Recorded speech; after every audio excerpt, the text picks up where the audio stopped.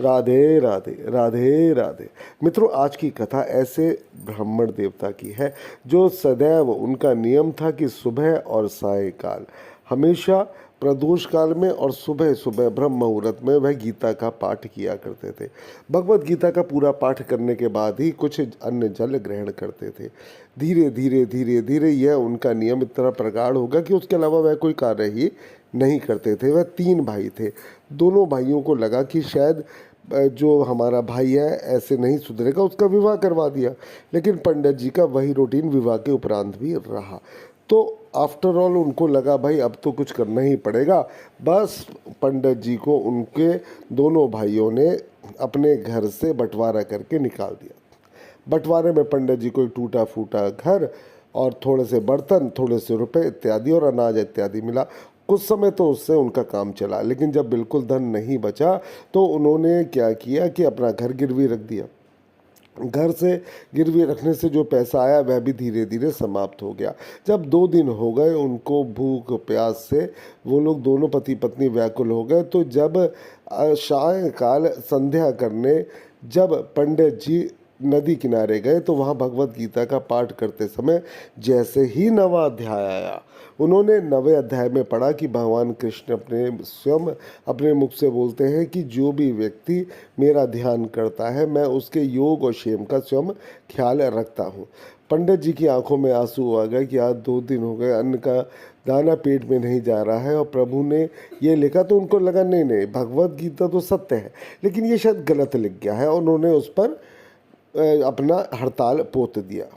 इधर हड़ताल पोत कर उसके बाद उन्होंने गीता कंप्लीट करी अपनी, और गीता को कंप्लीट करने के बाद वह घर के लिए प्रस्थान हुए। इस बीच ठाकुर जी नन्हा बालक का रूप धारण करके पंडिताइन के पास झोपड़ी में पहुंच गए।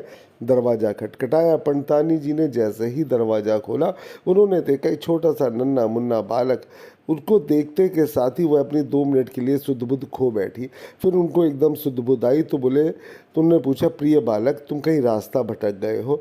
तो वह बोला नहीं, मैं गुरुजी का सेवक हूँ, गुरुजी ने कुछ अन्न जल की सामग्री भिजवाई है।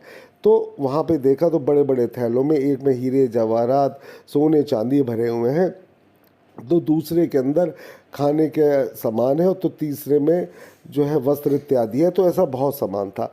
तो पंडिताइन बोली कि देखिए ऐसा है।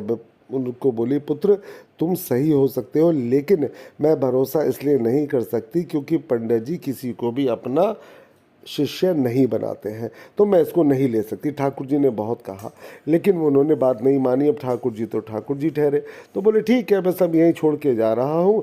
जब आए तो उनको बोलिएगा कि उनका वह शिष्य आया था जिसने उनके मुंह पे हड़ताल पोती थी। ठीक है मैं बाद में फिर आऊँगा।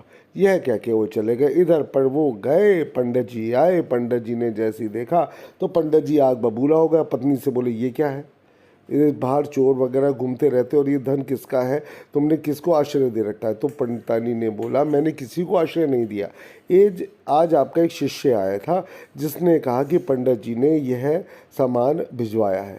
बोले मैंने तो कोई भिजवाया नहीं, और तुम जानती हो मैं कोई शिष्य नहीं बनाता। तो पंडित जी ने जब यह देखा तो बोले कौन आया था भाई, मैं तो किसी को। बोले तो पंडितानी ने कहा कि वह शिष्य आया था जिसके मुंह पे आपने आज हड़ताल पोती थी। अब तो पंडित जी को कुछ ध्यान आ गया। पंडित जी की आंखों से आंसू बहने लगे। उन्होंने ब्राह्मणी के पैर पकड़ लिए। बोले प्रिय मैं तो जीवन भर भगवत गीता का पाठ करता रहा, ठाकुर जी के दर्शन तो आज तुमने कर लिए। तो उसके बाद दोनों पति पत्नी ठाकुर जी का ध्यान करने लगे। जैसे ही सुबह होने वाली थी ठाकुर जी आए उनके, और ठाकुर जी ने आते के साथ ही उन दोनों को अपने हृदय से लगा लिया। और बस ठाकुर जी की विपदा दरिद्रता मानो छूमंतर हो गई। अगले दिन लोगों ने देखा घर बड़ा महल बन गया है और ठाकुर जी काफ़ी दान कर रहे हैं। तब उनके जो भाई थे वह भी आ गए, और भाइयों ने आने के उन्होंने क्षमा मांगी। तो पंडित जी ने अपने दोनों भाइयों को अपने गले से लगा लिया और पूरा परिवार पुनः एक साथ रहने लगा। तो मित्रों ठाकुर जी ऐसे ही हैं, आप उनकी भक्ति करते हैं तो ठाकुर जी सदैव आपके साथ रहते हैं। राधे राधे।